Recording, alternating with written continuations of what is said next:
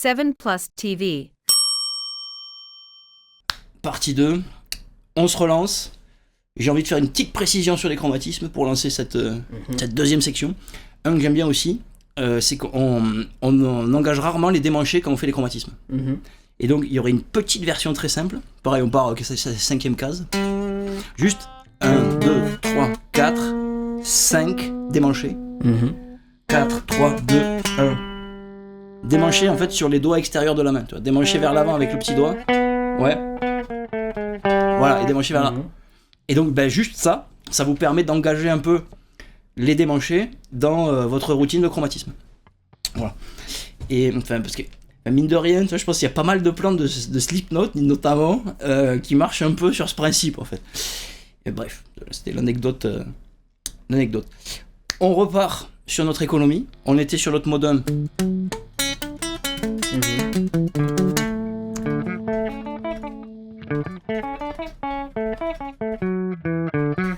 Voilà. Ok. On va juste le faire sur le mode 2. Enfin, vous voyez, on fait un peu de gamme majeure, quoi.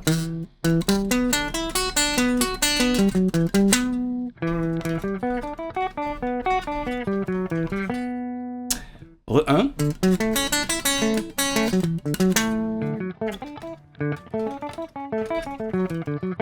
Et 7.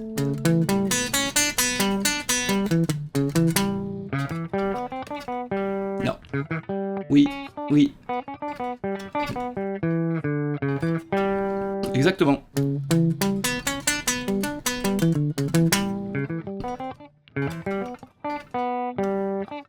Ah.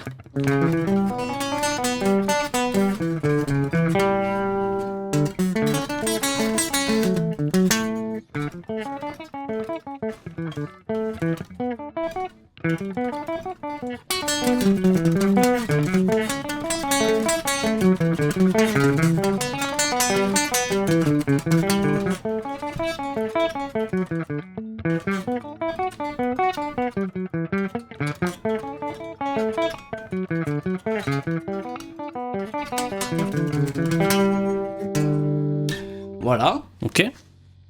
Tant qu'on est dans l'économie, vas-y, j'en lâche une petite pour la route.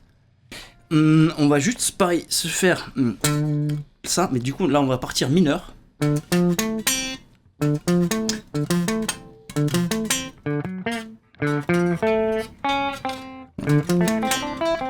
Non. Parce que là, en fait, on va juste faire... C'est de l'économie encore, mais c'est pas le même phrasé. C'est juste pour illustrer une technique auprès de notre audience chérie. On fait... Vous voyez, tu lances 1, 2, 3, 4, qui est de l'économie. C'est-à-dire up, down, down, down. Et là, up, down. Et c'est la même position de doigt. Ouais. Tu gardes la même pose. Ouais. Ouais.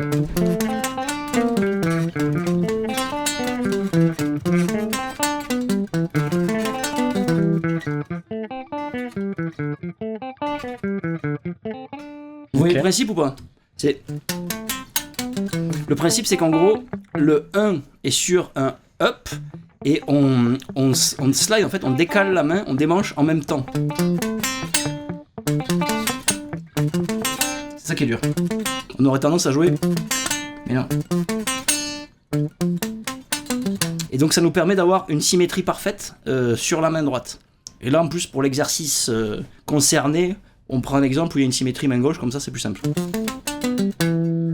Et pour garder les coups de Minator bons, tu le slides pas, quoi. Tu le grades vraiment. Parce que certains pourraient le jouer comme ça. Ouais, non, on doit entendre tac-tac normalement. C'est, si on entend le slide, en fait, c'est que c'est mal joué. Voilà. Tac. Là où ça va nous intéresser, chers amis de la guitare en carte, c'est que ça, c'est décalable. Puisque ça, c'est mon octave.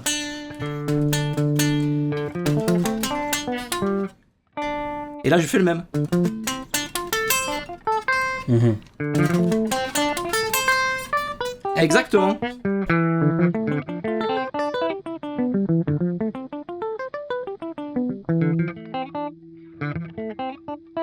Yeah.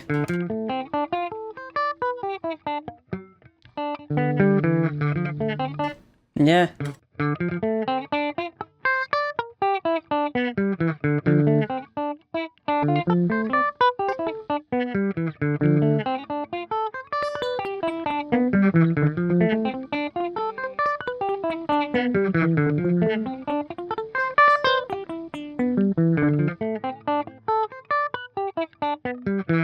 Après, c'est tentant des fois juste pour le son de laisser un peu le slide, quoi. Ils sont jolis des fois.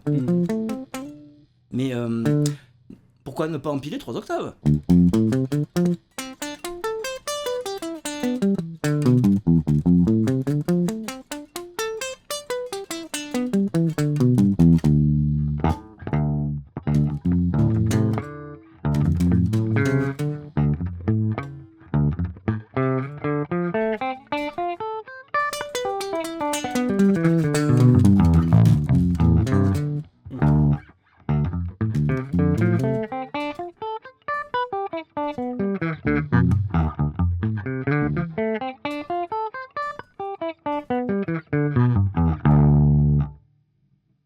Voilà.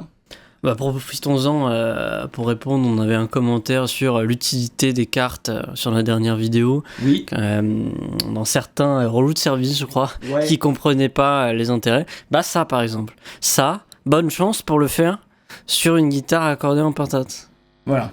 Pour retrouver le schéma, déjà, il va te falloir un petit peu de temps et de réflexion. Toute proportion gardée, voilà. Même sur Oui. une guitare en carte, c'est déjà pas si facile que ça, finalement. Donc, oui. Voilà. Et puis, il y a d'autres propriétés, on aura le temps d'y revenir. Là, on va finir ce cours. Bon, on va dire que c'était OK pour l'économie. On va faire un peu de sweeping.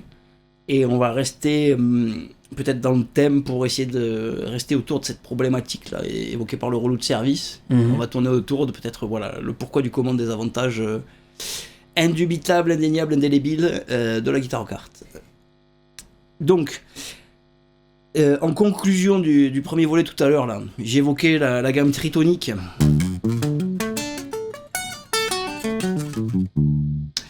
Et pourquoi pas, le fait que ce genre de schéma, du coup, on peut mélanger finalement économie et sweeping pour le phraser comme on veut.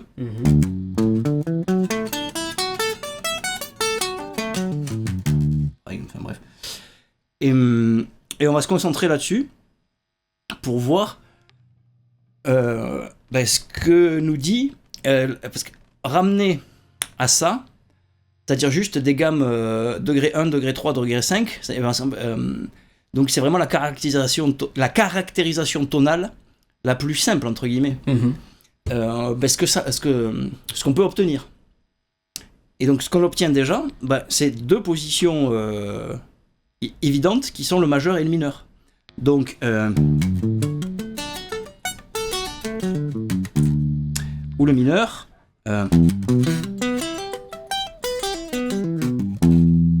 Là, je vous le fais dans la cadence de la gamme majeure, degré 1, degré 2. Et pourquoi c'est intéressant ?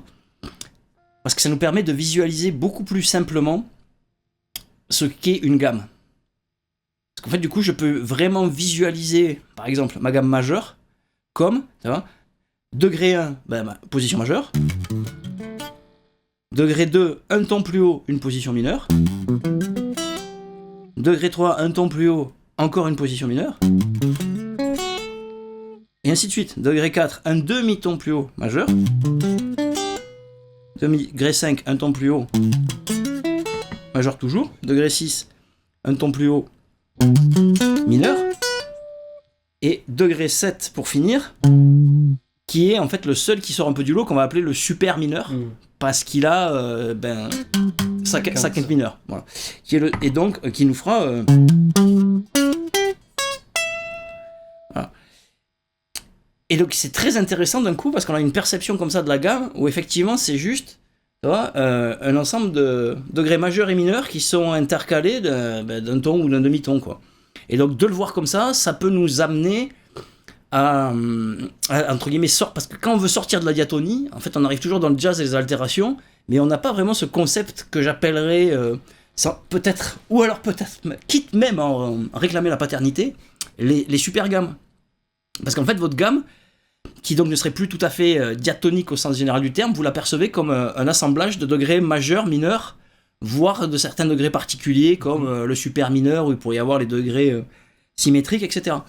Et c'est là où ça, déjà, je pense que c'est beaucoup plus clair quand je vous dis, parce qu'un pianiste, il lui faut un ordinateur quantique à la place du cerveau, en fait, pour pouvoir faire ce genre de choses. Alors que là, comme avec cet accordage, les chants, les modes, qui sont des positions, qui sont des chants harmoniques, en fait, le rapport entre ces chants harmoniques et la façon de les réaliser sur le manche est toujours le même. En fait, pour le cerveau, c'est beaucoup plus simple à comprendre et à articuler, en fait, de façon complexe. C'est beaucoup plus simple à articuler de façon complexe que sur d'autres instruments où ce serait pratiquement impossible. Et c'est pour ça que tu faisais l'image de l'alphabet dans la vidéo précédente, parce que c'est vraiment des blocs qu'on va pouvoir assembler et désassembler dans tous les sens. Alors que s'il faut les apprendre 18 fois chacun selon l'endroit où il est, c'est pas la même forme, ça devient beaucoup plus compliqué.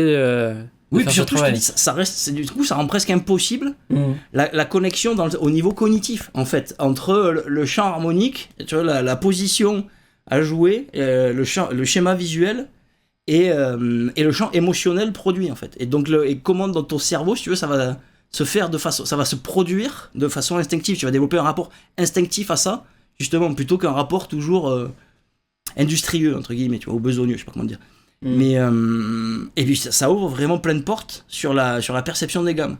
C'est-à-dire que finalement, en simplifiant, on finit par... C'est un peu comme les nombres à valeur absolue, tu vois, ce serait les gammes absolues. Ta gamme absolue, c'est gamme absolue majeure, gamme absolue mineure, gamme absolue super mineure. Et avec ça, tu peux construire en fait des super gammes. Et voilà. Et j'ai pas entendu quelqu'un, comment dire, jouant sur un accordage standard, enfin pentatonique dit standard, parler de ça ou ne serait-ce qu'évoquer ces concepts, quoi. Ouais, bah après, voilà, on pourra revenir dessus après plus précisément, peut-être faire une vidéo spécifique sur ça, mais...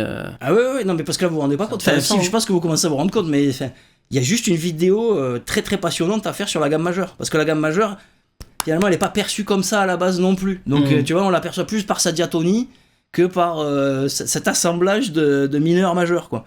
Et donc il y a toutes les propriétés, parce que, enfin bref, il y a... imaginez, enfin voilà... j'allais dire, vous n'êtes certainement pas sans savoir déjà que le troisième mode, le mode phrygien, c'est l'inverse de la gamme majeure. Enfin, les geeks de la théorie musicale le savent. Mais tu vois, ce genre de propriété, je pense que tu peux en trouver plein d'autres. Et puis tu peux aussi voir les séquences de la gamme majeure, les enchaînements de modes. En fait, tu peux te rendre compte de mieux comment fonctionne l'oreille, en fait. Mais notamment dans la suite d'accords qui revient dans tous les morceaux de métal, tu vois, où c'est ton, ton, ton. Ça ramène à ce moment de la gamme majeure, généralement, qui serait degré 4, degré 5, degré 6. Tu vois, mais tu l'as aussi sur degré 1, 2, 3. Et donc, comprendre ça, c'est-à-dire, ah oui, mais ça, c'est ce moment, parce que c'est le seul moment de la gamme où, en fait, c'est le seul moment où j'ai 2 degrés majeurs qui se succèdent d'un ton. Donc, tu vois, ça envoie une certaine impulse, de même que entre le degré 2 et le degré 3, c'est le seul moment où vous avez 2 degrés mineurs qui sont séparés d'un ton, et quand ils transitent de l'un à l'autre, ça produit un effet particulier. Et donc, ouais, voilà. Je trouve que vraiment, ça permet de voir la musique sous un autre... sous un jour plus passionnant, en fait. Tout à fait. Ok. C'est une chaîne de nerds d'ici, messieurs, dames, au cas où vous n'avez pas remarqué. Ok. Donc, qu'est-ce qu'on peut faire là-dessus pour un peu de travail de sweeping? Bah déjà, parce que là, on vous le joue, ça a l'air facile. Et je sais pas parmi vous combien il y en a qui maîtrisent le sweep.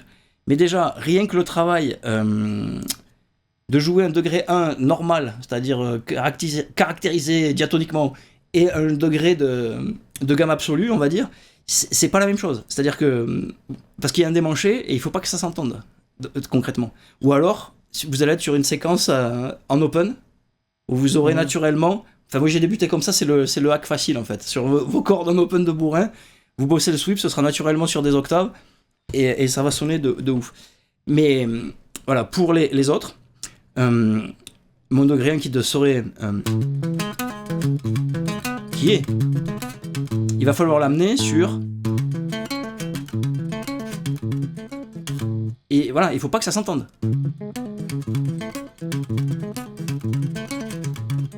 En fait, on va aller pivoter sur la quinte pour aller chercher les notes du degré d'après. Théoriquement, on peut dire ça. Oui, parce que théoriquement, après, tu pourrais... C'est aussi un bon exo pour transiter.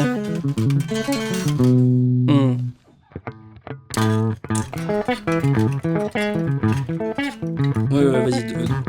Parce que là, quand vous allez bosser ça, évidemment que c'est lentement, évidemment que c'est en son clair, et évidemment que ce que vous cherchez, c'est la musicalité. Avant de l'accélérer, faut pas se mentir, ça va prendre un petit moment. Mais et puis ça ne sonnera pas si c'est pas musical à bas tempo. Oui. Et parce que du coup, pareil, sur le mineur, il y aurait ça se bosse aussi.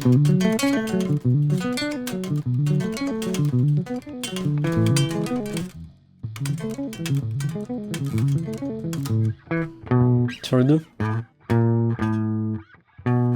tu parles. Ouais.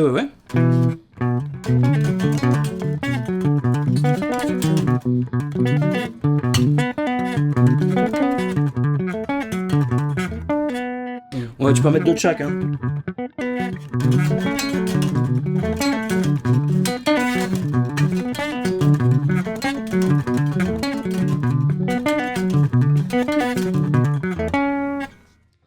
Et vous noterez que le super mineur est aussi super chiant parce qu'il induit un démanché pénible qui va être...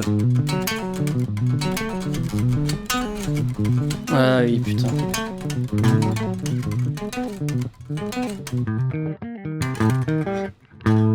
Un demi-ton en dessous. Un demi-ton en dessous. Ouais.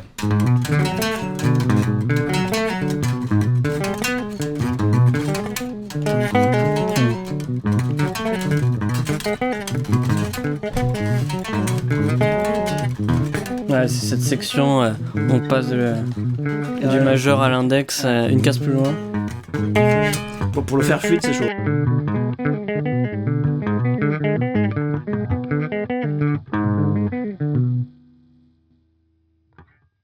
With practice.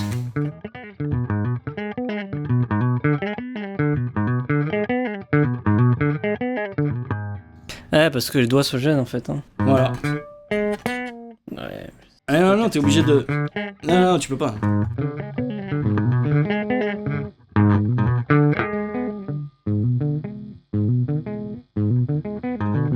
C'est ça qu'il faut bosser en fait.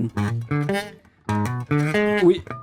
J'ai envie de te dire, celui-là, si tu le passes facilement, c'est le plus dur. Hein. Donc après, les autres sont très faciles. Tout à fait. Oui, après, c'est que des positions qui sont physiquement posent aucun problème, quoi. Oui. À part le 7. Donc voilà pour un petit exo tranquille de sweep, les amis. Et donc après, vous pouvez essayer de les empiler hein, si vous avez cette corde. Hein.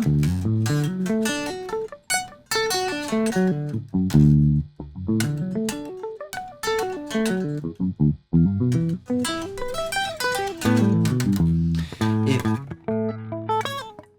vous voyez l'idée. On va tant qu'on est dans les gammes gamme absolue, il faudrait trouver un nom définitif. Un nom accrocheur.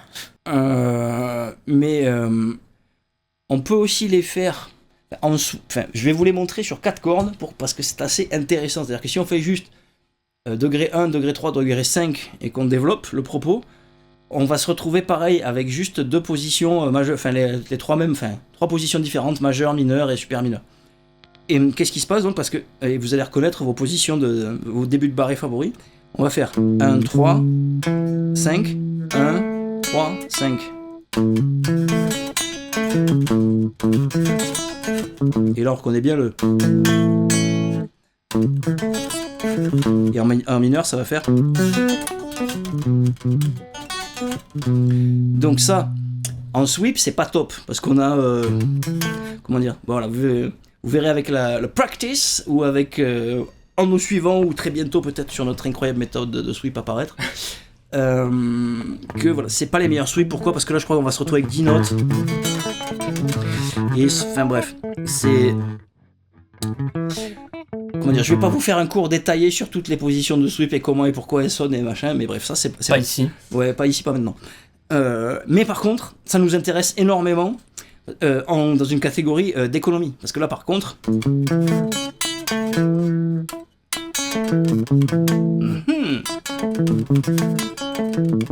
Et là je reviens sur un motif 4 et 4-8.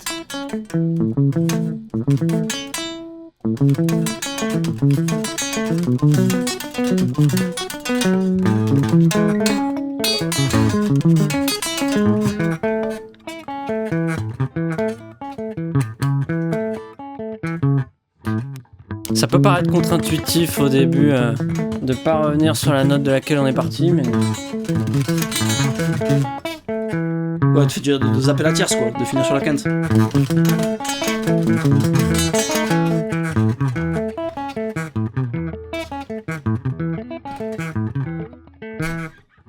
Et là, vous allez me dire... Ah, mais alors, quel intérêt parce que bon... Déjà, ça, vous l'avez vu avant. Et quel intérêt, mon loulou ? Par exemple, sur 8 cordes... Souvenez-vous de ce que je vous ai montré, de ce dont on a parlé tout à l'heure, le fameux vous voyez ce genre de choses. Vous en souvenez ? Maintenant, ça, on peut l'appliquer sur ce que je viens de vous montrer. Ça veut dire que, par exemple, je peux...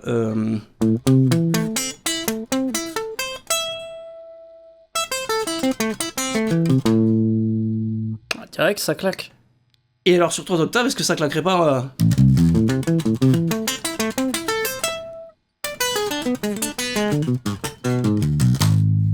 Qu'est-ce qui vient de se passer là ?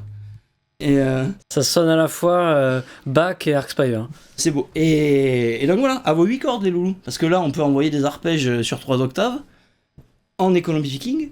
Mais voilà, comme des petits bisous. Et en plus, c'est en 8, donc c'est tout carré. Et ça ne... Voilà. Et là, tu vas me dire, ah oui, non, mais il n'y a pas d'avantage. Imagine la merde si quand j'arrive vers la fin du manche, c'est plus la même position en fait.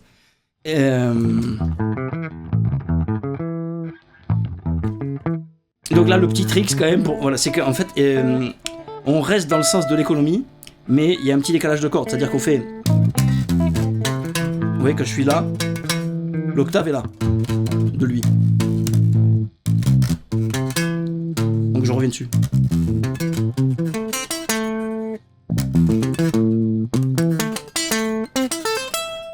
Il y a un petit côté escalier où à chaque fois que tu descends, tu remontes d'une corde avant de redescendre. Voilà. Mais comme ça reste, pour le coup, dans le sens du médiator, il n'y a pas de coup de médiator antagoniste, bah, ça se fait de façon assez fluide. Ouais, on fait 4 cordes, on remonte d'une, on refait 4 cordes. Et c'est exactement comme sur le plan de... Tu vois, c'est la même chose que je suis là aussi. Et puis même, c'est... Mais c'est vrai que c'est un peu moins instinctif, tu vois, que le sweep de base où t'as vraiment juste une seule note avec une corde au milieu. Tu dois... En fait, moi je vous conseille quand même de les bosser parce que c'est très bon pour les doigts. Justement, vous avez l'habitude de faire des barrés, de boudiner en général quand il y a 2 notes, alors que là ça vous force vraiment à jouer ces positions. Il faut un doigt par corde alors que c'est sur la même case. Et ouais, ça c'est vraiment... Ça demande un peu plus de dextérité, mais ça permet d'être beaucoup plus versatile après sur ce que vous allez faire ensuite. Ouais, puis ça va quand même vous débloquer pas mal de trucs en fait. Donc au début vous allez un peu galérer, mais après quand vous allez commencer à l'accélérer, vous allez trouver ça super sympa à jouer. Voilà. Après c'est pour ça que on les retrouve pas trop, pas beaucoup ces sweeps sur 4 parce que métriquement c'est un peu plus chiant à caler, alors que sur 3 cordes ou sur 5 cordes ça tombe beaucoup plus net quoi. Ouais, mais là tu veux me faire aller sur le sweep où je veux pas aller. Mais Parce qu'en fait, même sinon, dans l'absolu, vous allez les faire, mais en fait, il faut les combiner avec un autre. C'est-à-dire, tu vas le faire, mais tu rajoutes encore une corde et un legato. Ça va être...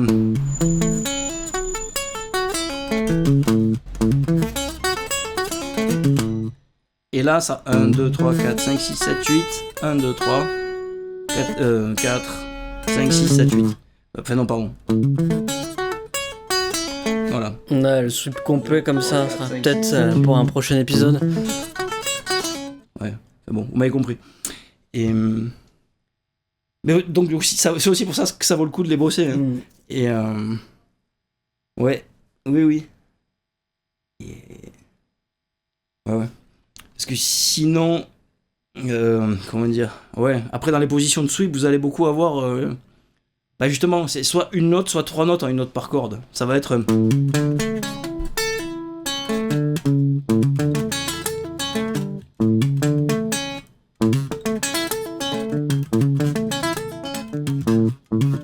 quelle merde.